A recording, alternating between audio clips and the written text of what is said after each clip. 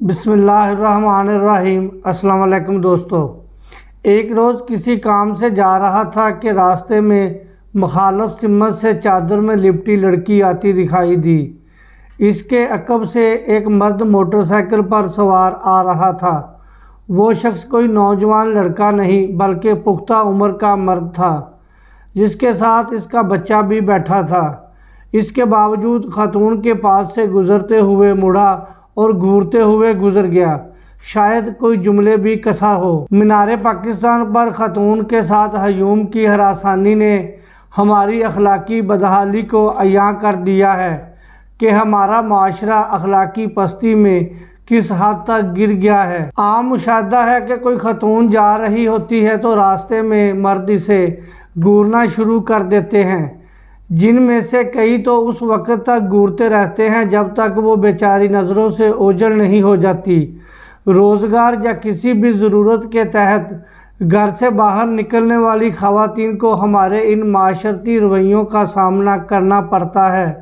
Stop پر بس کے انتظار میں کھڑی خاتون ہو تو اسے بھی کئی غلیظ نظروں کا سامنا کرنا پڑتا ہے، اور کئی مرد تو اس کے پاس رک کر اسے لفٹ دینے کے بہانے ہراساں کرتے ہیں۔ اسی طرح کسی مرد کے ساتھ موٹر سائیکل پر پیچھے بیٹھی کوئی خاتون جا رہی ہو تب بھی نوجوان اس کے دائیں بائیں قریب سے اپنی موٹر سائیکل گزار کر تنگ کرتے ہیں۔ خواتین سے سلوک صرف گھورنے تک محدود نہیں بلکہ چھیڑخانی بھی کی جاتی ہے۔ خبرناموں میں جنسی زیادتی اور دست درازی کی خبریں آئے روز کا معمول بن چکی ہیں۔ کسی ملک کی آبادی میں نوجوانوں کی اکثریت ہونا ایک نعمت ہے، لیکن جس طرح پاکستان وسائل سے مالا مال ہوتے ہوئے بھی ایک غریب ملک ہے، اسی طرح آبادی میں نوجوانوں کی اکثریت ہوتے ہوئے بھی یہ سرمایہ ہمیں فائدہ نہیں دے رہا اور ہمارے نوجوان معاشرے کے مفید شہری نہیں بن رہے۔ اس کی وجہ یہی اخلاقی پستی اور ذب و حالی ہے۔ ایک حدیث پاک کا مفہوم ہے کہ جب تم حیا نہ کرو تو جو چاہے کرو۔ جب انسان میں شرم و حیا ختم ہو جاتی ہے تو وہ کسی کام کا نہیں رہتا بلکہ الٹا نقصان دہ بن جاتا ہے۔ اخلاقی پستی کی مثال ایک نشے کی مانند ہے، جس کی لت کسی کو لگ جائے تو وہ بیکار ہو جاتا ہے۔ ہمارے معاشرے میں بیکار یکدم نہیں ہوا بلکہ وقت کرتا ہے پرورش برسوں، حادثہ ایک دم نہیں ہوتا۔ یہ برسوں سے ہمارے معاشرے پر ہونے والی غیر اخلاقی بوچھاڑ کا نتیجہ ہے، جس کے مہلک مضمرات اب سامنے آ رہے ہیں۔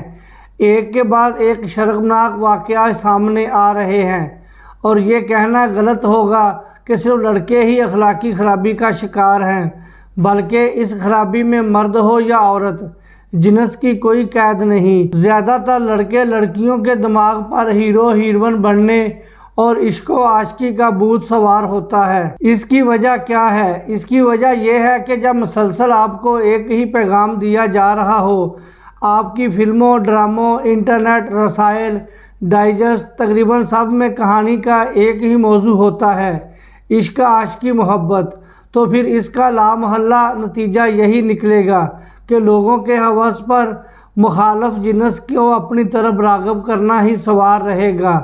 کم ہی نوجوانوں کی ترجیح تعلیم، ترقی، ملک و قوم کی خدمت ہوگی۔ جب معاشرے میں فحش، مخرب الاخلاق مواد کی بھرمار ہوگی تو یہی نتائج برآمد ہوں گے، جس کی جھلک 14 اگست کے مبارک دن مینار پاکستان کے مقدس مقام پر دیکھی گئی۔ ٹک ٹاک ویڈیو دیکھ لیجئے، نوجوانوں کی کیا مصروفیات اور مشغلیں ہیں، اندازہ ہو جائے گا۔ مینار پاکستان واقعے میں بہت سے لوگ سازشی نظریات کا پرچار کر رہے ہیں کہ متاثرہ لڑکی نے خود ہی اپنے پرستاروں کو سیلفی کے لیے بلا کر سستی شہرت کے لیے یہ کام کیا ہے، لیکن اس بات میں کتنی حقیقت ہے، اس کا فیصلہ تو اس واقعے کی شفاف تحقیقات کے بعد ہی کیا جا سکتا ہے۔ لیکن فی الحال اس طرح کی باتیں الٹا مظلوم کو قصوروار قرار دینے کے مترادف ہے۔ آپ عائشہ اکرم کی کردار کشی کو چھوڑیے، کیا آپ اس حقیقت سے بھی نظریں چرائیں گے کہ ملک میں بچوں سے جنسی زیادتی کے کتنے زیادہ واقعات پیش آ رہے ہیں؟ کیا اس میں بھی کسی بچے کا قصور ہوتا ہے؟